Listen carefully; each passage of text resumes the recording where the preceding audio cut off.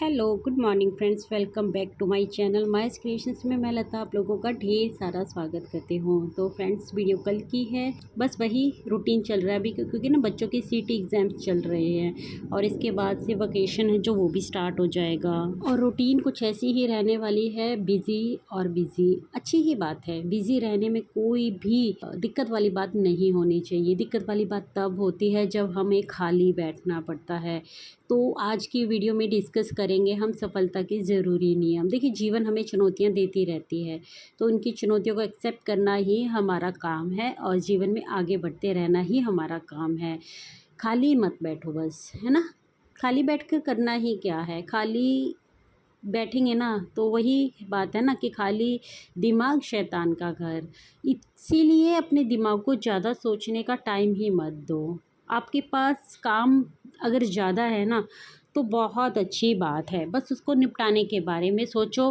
Time manage करके चलोगे तो अपनी सभी कामों को आप कंप्लीटली पूरा कर लोगे और जो एक दो काम अगर रह जाएंगे ना तो जाहिर सी बात है वो वही काम रहेंगे जो ज़्यादा ज़रूरी नहीं थे और जो भी इम्पोर्टेंट्स काम होंगे ना वो आप कंप्लीट कर ही लोगे, चाहे किसी भी तरीके की आपकी रूटीन है। क्योंकि एक हाउसवाइफ की रूटीन ना कभी बन नहीं सकती है। कभी बच्चे घर पे हैं, कभी हस्बैंड घर पे हैं, कभी घर पर कोई आ गया, कोई मेहमान अचानक से ही आ गया या फिर एक हफ्ते दो हफ्ते के लिए कोई ना कोई रिश्तेदार है जो घर पे बैठा हुआ है या फिर इन लॉज भी साथ में रहते हैं। तो ऐसे में सिर्फ ये सोच लेना कि हाँ हम आराम से अपने लिए टाइम निकाल लेंगे, अपने काम के लिए टाइम निकाल लेंगे, तो ये आसान बात तो नहीं होती। एक चुनौती भरा विषय है ये, है ना। क्योंकि सारी ही चीज़ों को कंप्लीट करते हुए अपने काम के लिए टाइम निकालना आसान बात नहीं है। बट हाँ, अगर आप थोड़े से एक्सपीरियंस है या फिर आप बिगनर्स भी हैं तो आपको कुछ चीज़ें हैं जो अपनी लाइफ में चेंज करनी पड़ेंगी। आपको टाइम मैनेज करना भी आना चाहिए, है ना। आपको पता होना चाहिए कि किस तरीके से आप अपनी रूटीन चलाएंगे, कितना टाइम आप अपना निकाल पाएंगे। और सबसे इम्पॉर्टेंट बात होती है कि अगर आपकी आदत देर से उठने की है, मुझे ऐसा लगता है जिनके बच्चे स्कूल जाते हैं वो तो बहुत ज़्यादा देर से वैसे भी नहीं उठ पाएंगे, है ना।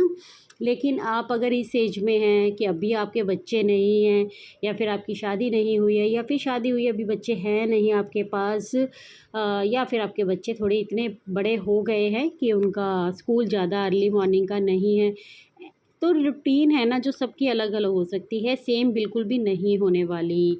तो अपनी रूटीन को देखते हुए अपने घर की ज़रूरतों को समझते हुए ही आपको अपनी दिनचर्या है जो वो बनानी पड़ती है कि आप कितने बजे उठेंगे कि आपका काम स्मूथली चला जाए, है ना। दिन में आप सब काम कंप्लीट भी करें और अपना स्टिचिंग का काम भी आप कंप्लीट कर पाएँ या फिर कोई और काम आप करते हैं वो आप कंप्लीट कर पाएँ। तो वो होगा तभी पॉसिबल जब आप शेड्यूल के साथ ही चलेंगी, है ना। बिगड़ता बनता शेड्यूल रहता है, डोंट वरी। लेकिन वो कहते हैं ना कि गिर गए हैं लेकिन जब तक उठेंगे नहीं तो चलेंगे कैसे। तो बार बार गिरेंगे लेकिन उठना भी है, संभलना भी है और चलना भी है, साथ में सीख को भी कैरी करना है।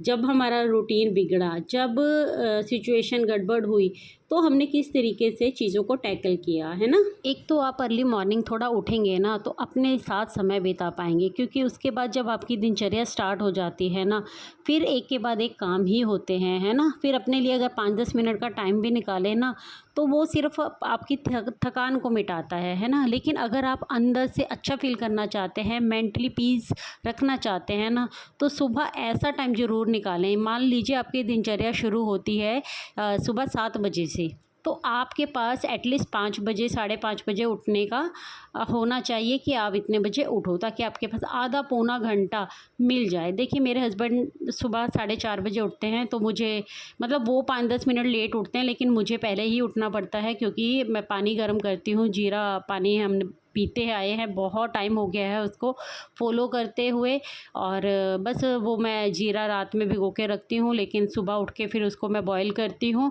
साथ में उसमें जिंजर और कच्ची हल्दी जो होती है लेमन वगैरह डाल के, जैसे भी पीना हो, मतलब वो पानी हम पीते हैं सुबह। तो मैं अपना गिलास बनाकर साइड में रख लेती हूँ और हस्बैंड को पीना होता है साथ के साथ, वो पीते भी रहते हैं। उसके बाद उनको अपना रेडी होना होता है ऑफ़िस के लिए। अच्छा, हस्बैंड ब्रेकफ़ास्ट नहीं करते हैं और ना ही सुबह का कोई ऐसा टिफ़िन का रहता है मेरा कि वो लेकर जाते हो। वो खाना अपने ऑफ़िस में ही थोड़ा बहुत खा लेते हैं, क्योंकि वो दोपहर में ना 3 बजे, साढ़े 3 बजे मतलब आ जाते हैं घर पे, 3:30 पौने 4 तक वो घर पे होते हैं। तो तब आकर दोपहर में कुछ खा लेते हैं, बाकी फ्रूट्स वगैरह ही है वो जो अपने टिफ़िन के अंदर लेकर जाते हैं। तो इस तरीके से रहता है, क्योंकि सुबह-सुबह ना खाने का मन नहीं करता और कुछ बनाऊँ तो फिर वो सुबह-सुबह इतना पॉसिबल नहीं होगा। तो वो जो टाइम होता है ना 1 घंटे का टाइम, यानी कि 4:30 बजे जब उठ के मैंने पानी बना लिया, उसके बाद मैं बेड पे लेट भी जाती हूँ, मेडिटेट करती रहती हूँ, भोले का नाम जप करती रहती हूँ और जो भी आज की दिनचर्या होती है फिर उसको सोचती हूँ कि किस-किस तरीके से क्या-क्या आज का मेरा काम है जो मुझे करना है। तो ये टाइम है जो मुझे मिल जाता है अपने साथ बिताने का। ये 1 घंटा होता है मेरे पास, 5:30 बजे तक वो रेडी होकर घर से निकलते हैं। 5:30 बजे के बाद भी 10-15 मिनट मेरे पास होते हैं, जो भी काम मुझे निपटाने होते हैं। टिफ़िन कैसा जाएगा बच्चे का, इस पे भी डिपेंड करता है। उसके बाद मैं नहाने चली जाती हूँ। नहाने के बाद जैसे-जैसे जो काम होते हैं घर के, आप सब जानते हो, वैसे-वैसे मैं कंप्लीट करती रहती हूँ। वीडियो जानी होती है, उसके बाद अपना होम बुटीक का काम स्टार्ट करना होता है। तो ये सब सारा दिन इस तरीके से शेड्यूल चलता है। लेकिन इन सब को अच्छे तरीके से मेंटल पीस के साथ मैं तभी निभा पाती हूँ जब मैं थोड़ा-सा टाइम, सुबह का जो टाइम है ना, वो अपने साथ बिताती हूँ। लेकिन इसके अगर ऑपोज़िट देखिए फ्रेंड्स, ऐसा होगा कि मैं उठूँगी और उठते साथ ही मुझे किचन में कुछ-कुछ बनाना होगा ना, तो वो हेडेक हो जाएगा मेरे लिए। मतलब सुकून ही नहीं होगा, ऐसा लगेगा कि बस उठी हूँ, आँख खुली है और अपने काम पे लग गए। देखिए, हम रोबोट नहीं हैं, हम इंसान हैं, हमारे अंदर फीलिंग्स है ना? तो हमारा दिमाग है जो उसको सही तरीके से इस्तेमाल करने के लिए मेंटल पीस बहुत ज़रूरी है। आप अपने साथ समय बिताते हैं ना, तो अपने साथ भी जुड़ते हैं, अपने इनर पावर को महसूस करते हैं, परमात्मा का नाम जप करते हैं। जैसे भी आपका बिलीफ सिस्टम है, देखिए है या नहीं है मैं नहीं जानती हूँ, लेकिन ज़्यादातर देखिए महिलाओं का तो होता ही है, इसलिए मैं ये बातें आपको बोल देती हूँ क्योंकि मैं खुद बिलीव करती हूँ। लेकिन अगर आप बिलीव नहीं भी करते, अगर आप सुप्रीम पावर में भी बिलीव करते हैं, तो ये देखिए ये सृष्टि इस तरीके से ही चलती है। जैसी आपकी सोच होगी ना, बस वैसा ही आपका भविष्य बनता जाएगा। इसी एक नियम को भी अगर आप फॉलो कर लेते हो ना लाइफ में, तो आप देखिए धीरे-धीरे अपनी ज़िंदगी को बदलता हुआ देखेंगे। चलिए फिर वीडियो में ना 7 आदतों के बारे में बात करते हैं। कुछ ऐसी आदतें होती हैं जो हमें जीवन में चेंज करनी पड़ती है, तभी हमें बेहतर रिजल्ट भी मिलते हैं। इसलिए वीडियो को अंत तक ज़रूर से देखना। आप देखना कि कौन सी एक ऐसी आदत है जिसको आपको भी ज़रूरत है चेंज करने की। और ऐसा ना हो कि आप वीडियो को लास्ट तक ना देखें, तो आपका ही नुकसान है। देखिए, हो सकता है कोई ना कोई एक ऐसा नियम आप मिस कर जाएँ जिससे आपका जीवन बेहतर बन सकता हो। तो इसलिए वीडियो को कोशिश कीजिएगा लास्ट तक ज़रूर से देखिए। सो फ्रेंड्स, सबसे पहली आदत है कि हमें ना जीवन में कुछ ना कुछ सीखते रहना चाहिए। जो इंसान सीखना बंद कर देता है ना, तो सोच लीजिए कि उसके जीवन की ग्रोथ रुक जाती है। देखिए फ्रेंड्स, चाहे आप कोई भी काम करते हैं, आप मेरी तरह होम बुटीक चलाते हैं तब भी, आप कोई पार्लर चलाते हैं तब भी, या फिर आप कोई क्लासेस लेते हैं, टीचिंग लाइन में है, मतलब आपका काम कोई भी है, तब भी आपको ये नियम ज़रूर से फॉलो करना है, ये आदत ज़रूर से अपनानी है, कुछ ना कुछ नया सीखने की। चाहे काम हमारा कोई भी क्यों ना हो, जब हम उसमें क्रिएटिविटी लेकर आते हैं, जब हम कुछ नया-नया सीखते रहते हैं, ट्राई करते रहते हैं, तभी हमारी जो काम की लय है ना, वो आगे बढ़ पाती है ना? अच्छे से हम चीज़ों को कर पाते हैं, अपनी गलतियों से सीखते रहते हैं, कुछ नया अपनाने की ज़रूरत होती है तो उसको अपनाते रहते हैं। खुले दिल से स्वागत करते हैं हम नई चीज़ों का। होम बुटीक चला रहे हैं तो नए ट्रेंड्स, फैशन, क्या चीज़ है जो आपके काम को और बेहतर बना सकती है, क्या आपके कस्टमर की डिमांड्स हैं। तो इन सब चीज़ों को जितना आप सोचेंगे, समझेंगे और सीखने की कोशिश करेंगे ना, जो काम आपको देखिए नहीं आता है उसको आप सीखेंगे, तो वो आपके काम में बढ़ोतरी लेकर आएगा। फ्रेंड्स, ज़माने के साथ चलना, ट्रेंड के साथ चलना ही हमें सफलता के रास्ते तक लेकर जाएगा, क्योंकि आए दिन हम देखते हैं कि कुछ ना कुछ चीज़ें हैं जो, चाहे वो दुनिया में हो, देश में हो, या फिर आपके अपने फील्ड में हो, कोई भी आप काम करते हो उसमें हो, फैशन, ट्रेंड्स, सब कुछ हमेशा चेंज होता रहता है, बदलता रहता है। परिवर्तन ही जीवन का नियम है, तो परिवर्तन होता रहता है। उसी तरीके से आपको एक ही माइंडसेट के साथ नहीं चलना है कि आपको जो आता है बस आप इसी पर काम करेंगे। हर एक चीज़ को आप सोचिए समझिए। कोई नया ट्रेंड शुरू हो रहा है तो उसको आप देखिए, सीखने की कोशिश कीजिए। अच्छा, जैसा कि आप जानते हैं कि मैं तो होम बुटीक चलाती हूँ, तो मैं इसी का एग्ज़ाम्पल दे सकती हूँ आपको, है ना? तो देखिए हमारे काम में भी क्या होता है, फैशंस बदलते हैं, ट्रेंड्स बदलते हैं, कभी कुछ नया डिज़ाइन शुरू हो गया। आज इस चीज़ का फ़ैशन ज़्यादा चलन में है। 1 साल से आप सब देखते हैं कि नया-नया ट्रेंड है जो कुछ ना कुछ चेंज होता रहता है, चाहे वो ब्लाउज़ के बहुत सारे पैटर्न हो, कुर्ती सलवार में हो यानी कि फर्शी सलवार हो गई, नेक का कोई डिज़ाइन हो गया, इस तरीके से। अच्छा, एक दिक्कत और आती है कि कई बार हमारे पास कस्टमर इतने आते हैं कि हमें ना मतलब अलग से कुछ करने का ना टाइम ही नहीं मिलता है। तो वो टाइम आपको ना अपने कपड़ों के ऊपर निकालना है, या फिर कई बार ऐसा होता है कि कस्टमर को तो सिंपल सूट चाहिए। अपने एरिया के ऊपर भी डिपेंड करता है ना कि वहाँ पर किस तरीके के लोग किस तरीके से पहनना पसंद करते हैं, क्योंकि हर कोई ट्रेंड के साथ भी नहीं जाना चाहता है, हर किसी को ज़्यादा फैशन भी नहीं करना होता है। तो वो आपके एरिया के ऊपर डिपेंड करेगा। तो जिस तरीके से आपके एरिया की डिमांड है ना, उस तरीके से थोड़ा आप अपने काम को ज़रूर से चलाएँ, उससे आपके काम में सफलता आपको मिलेगी ही मिलेगी। दूसरा ये कि आप अगर कस्टमर आपसे ज़्यादा डिज़ाइनिंग वगैरह नहीं करवाता है, जैसे कि मेरे साथ भी दिक्कत है ये, और मेरे साथ तो डबल दिक्कत ये है कि कस्टमर भी ज़्यादा डिज़ाइंस वगैरह नहीं करवाते हैं। दूसरा ये है कि मैं भी बहुत ज़्यादा ऐसे डिज़ाइनिंग वाले कपड़े पहनना पसंद नहीं करते। मुझे सिंपल सोबर कपड़े ज़्यादा पसंद आते हैं, और घर पे ऐसा माहौल बन गया है क्योंकि देखिए मैं अपने हस्बैंड के साथ अकेली रहती हूँ, बच्चे हैं घर में, तो ऐसा थोड़ा मतलब खुलेपन का माहौल तो है ही। तो ऐसा करते-करते मुझे भी जीन्स टी-शर्ट्स ये सब पहनने की ज़्यादा आदत हो गई है। लेकिन फिर भी उसके बावजूद मुझे अच्छा लगता है कोई सूट को नया डिज़ाइन करना, उस तरीके का डिज़ाइन जो मुझे पसंद आता है वो मैं कोशिश करती रहती हूँ करने की। तो इस तरीके से अगर आपके एरिया की डिमांड है फैशन की, ट्रेंड्स के साथ सारी चीज़ें फ़ॉलो की जाती हैं ना, तो फिर अगर आप नहीं करते हैं तो वो आपके लिए दिक्कत बन सकती है। वो आप ज़रूर से फ़ॉलो कीजिए। मेरे लिए इस चीज़ का ना असर ज़्यादा नहीं पड़ता है, क्योंकि मैं सोसाइटी में रहती हूँ। यहाँ जिस तरीके से मेरी खुद की सोच है, जिस तरीके से मैं ज़्यादातर कपड़े वगैरह पहनना पसंद करती हूँ ना, उसी तरीके से ही सब करते हैं, क्योंकि मेरी सोच भी तो इन सबको देख कर ही तो बनी है ना।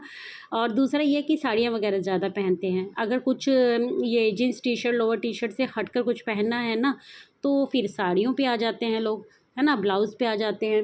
इस तरीके से चलता है। दूसरा ये कि जैसे आजकल देखिए कोट सेट कितना चला हुआ है, मेरा खुद का बनाने का मन है।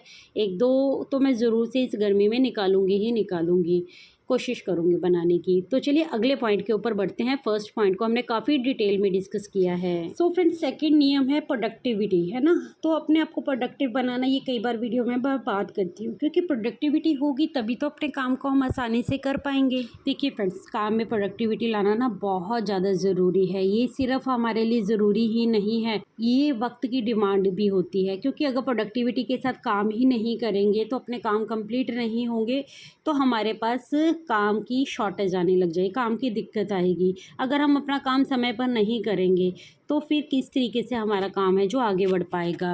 डिस्ट्रैक्शन से बचें, है ना? क्योंकि डिस्ट्रैक्शन ही होता है ये सब चीज़ें जब हम अपने काम में प्रोडक्टिविटी नहीं ला पाते हैं।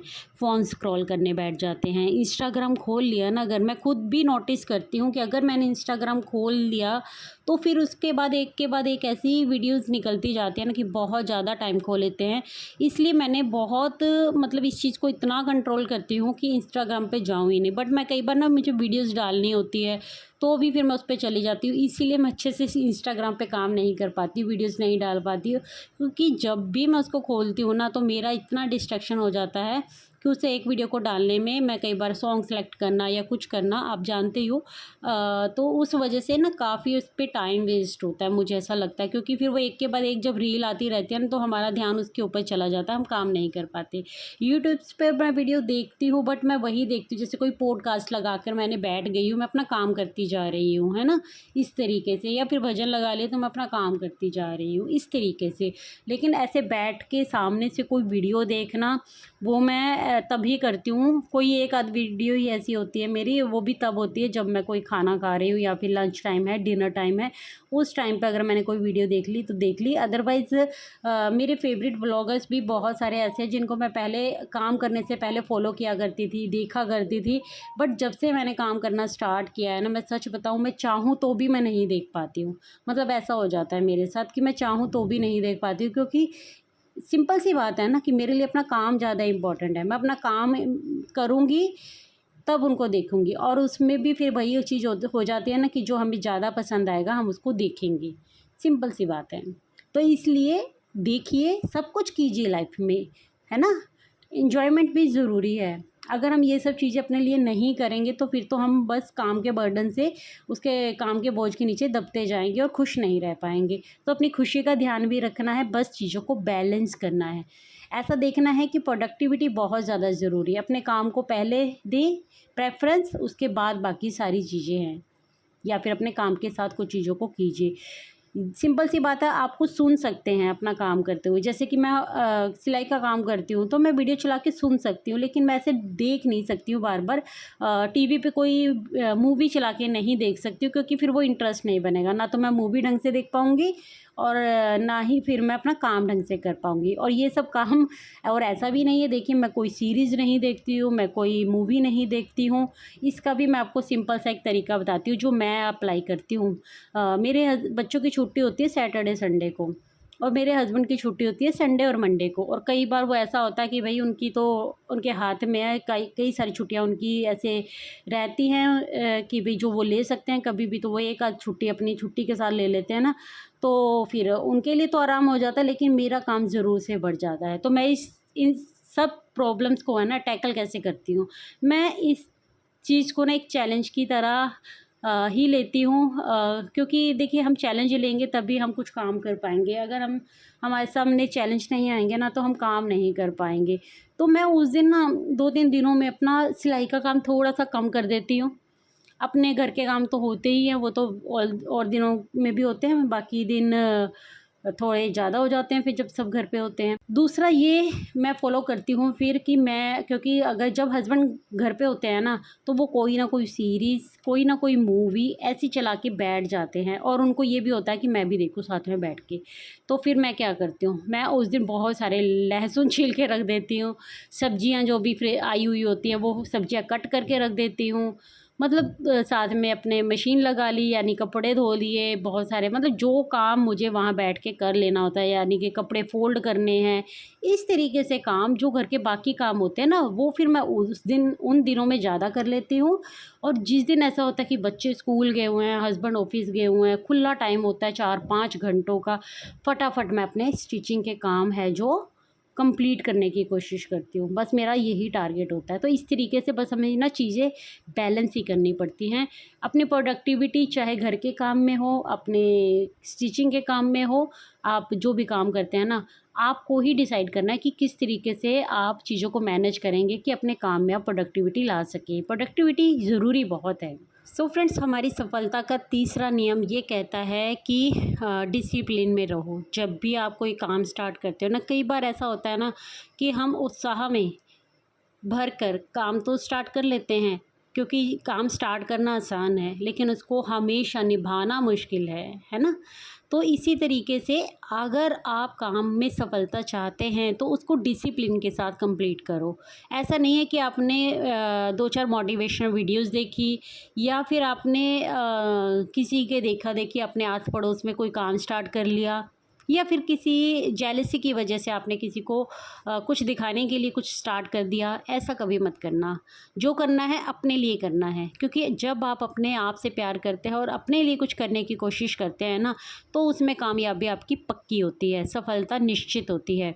क्योंकि जब आपको अपने काम से प्यार होता है ना, देखिए, तो आप डिसिप्लिन आपको किसी को और को नहीं सिखाने की ज़रूरत होती है, आपके अंदर ही होता है वो डिसिप्लिन आप खुद लेकर आते हैं, क्योंकि आपको अपने काम से प्यार है, आपको पता है आपको अपने काम को किस तरीके से करना है और किस तरीके से सफलता तक पहुंचना है। तो डिसिप्लिन उसके अंदर बहुत बड़ा रोल प्ले करता है।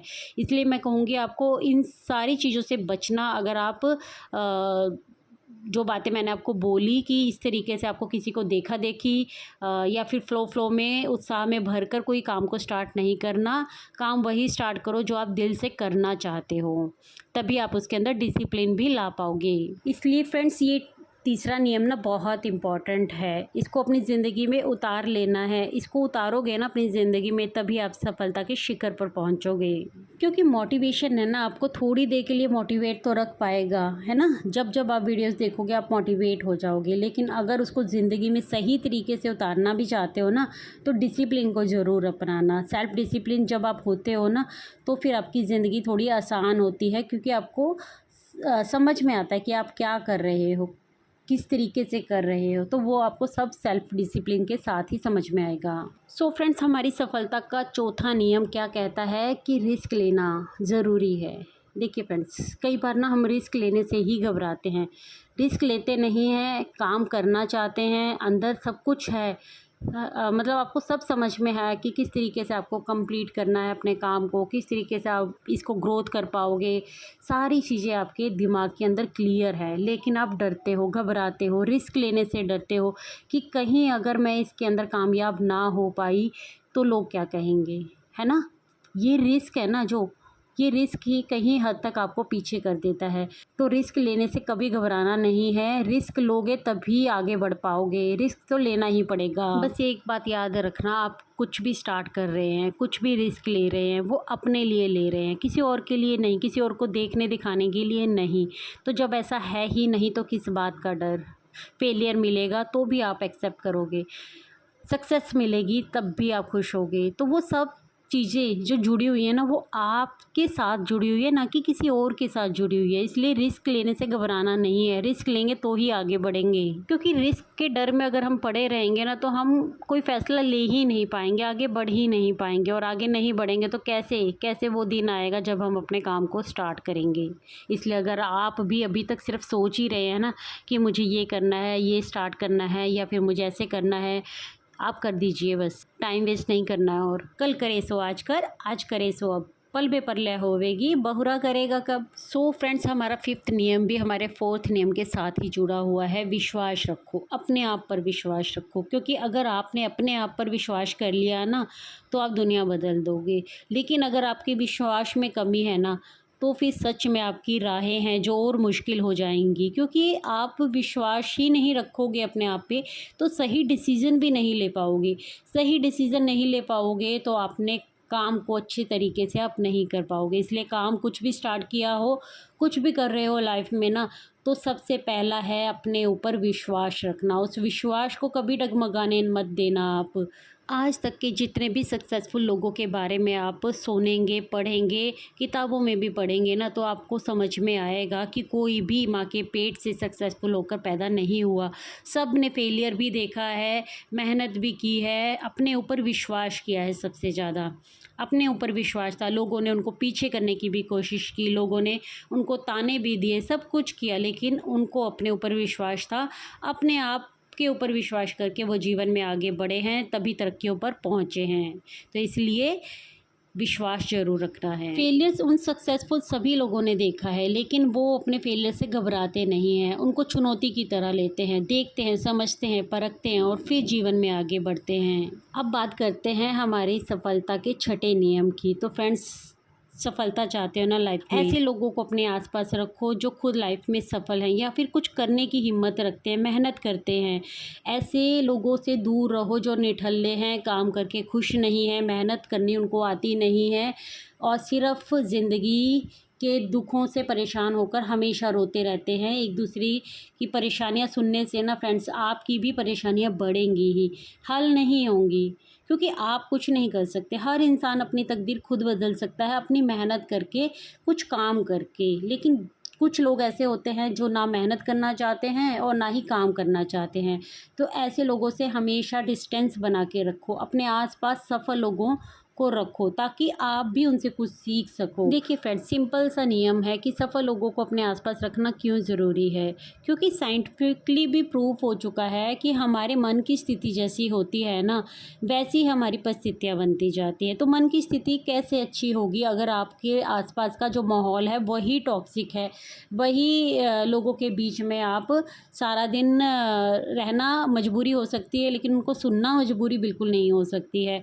तो इसीलिए थोड़ा अपने आसपास ऐसे सफल लोगों को रखो जिनसे आप कुछ नया सीख सको। और अगर आपके पास ऐसे सफल लोग नहीं हैं ना, तो सुनो, सफल लोगों की कहानियाँ सुन सकते हो, पढ़ सकते हो, या फिर उनके पॉडकास्ट देख सकते हो। आजकल तो एक से एक बढ़िया पॉडकास्ट आता है जिनको आप देख सकते हो कुछ सीखने के लिए, है ना। सीखना है, देखना ही नहीं है, सिर्फ सीखना भी है, उनको फॉलो भी करना है फिर।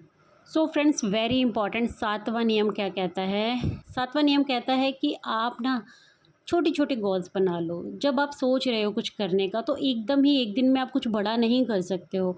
आप अपने लिए कुछ ऐसा सोचिए कि छोटे छोटे टुकड़ों में उन सब चीज़ों को कंप्लीट करें। आप छोटे छोटे गोल बनाओगे ना, तो असफलता का खतरा है ना काफ़ी हद तक ख़त्म हो जाता है, क्योंकि छोटे टास्क, छोटे गोल्स जब आप बनाते हो तो आप उनको कंप्लीट कर लेते हो, और जब कंप्लीट करते हो ना, तो आपको आता है मोटिवेशन, है ना।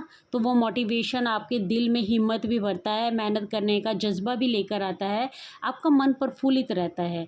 तो इस तरीके से छोटे गोल्स बनाओगे, उनको कंप्लीट करोगे, तो आपको बढ़िया सा मोटिवेशन मिलेगा और आगे अच्छा काम करने के लिए। क्योंकि बड़ा गोल जब हम बना लेते हैं और कई बार उसको कंप्लीट नहीं कर पाते हैं, तो डीमोटिवेट हो जाते हैं, और डीमोटिवेट हो जाते हैं ना, तो फिर कुछ करने का मन नहीं करता। कुछ करने का मन नहीं करता तो हम जीवन में आगे नहीं बढ़ पाते हैं, हम वहीं अपने काम को ठप कर देते हैं।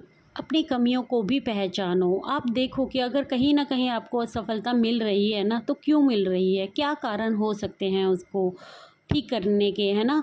मतलब किस तरीके से आप अपनी लाइफ को ठीक कर सकते हैं। एक बात हमेशा याद रखना, हमारी रोज़ रोज़ की जो छोटी छोटी मेहनत होती है ना, वही हमारी सफलता का कारण बनती है। इसलिए मेहनत करने से घबराना नहीं है, खाली नहीं बैठना है, काम करते रहना है, कुछ नया सीखते रहना है, मेहनत करते रहना है। सो फ्रेंड्स, आई होप मेरी आज की वीडियो आप लोगों को अच्छी लगी होगी।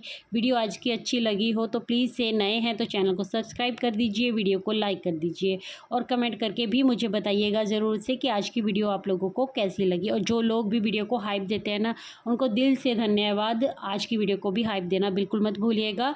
मैं कल की वीडियो में मिलती हूँ, तब तक के लिए friends take care, bye bye, thanks for watching guys.